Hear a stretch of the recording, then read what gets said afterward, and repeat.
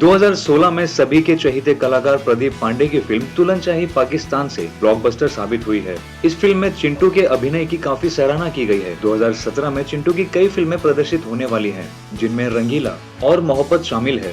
चिंटू जल्द ही फिल्म ससुराल की शूटिंग शुरू करने वाले हैं। ये फिल्म एक ऐसी फिल्म है जिस तरह की फिल्म दर्शक हमेशा देखना पसंद करते हैं। दर्शकों के बीच जल्द ही दुल्हन चाही पाकिस्तान से 2 आने वाली है, जिसकी शूटिंग भी जल्द ही शुरू की जाएगी। दर्शक अपने चहेते अभिनेता प्रदीप पांडे उर्फ चिंटू की फिल्म का इंतजार हमेशा ही काफी बेसब्री से करते हैं और अब प्रदीप से यही उम्मीद लगाई जा रही है कि दुल्हन चाही पाकिस्तान से 2 भी दर्शकों को खूब मनोरंजित करेगी। तो कैसी लगी ये स्टोरी आपको, शेयर कीजिए कमेंट बॉक्स में और भोजपुरी जगत की तमाम ऐसी चटपटी खबरों के लिए सब्सक्राइब करें हमारा चैनल स्पाइसी भोजपुरी।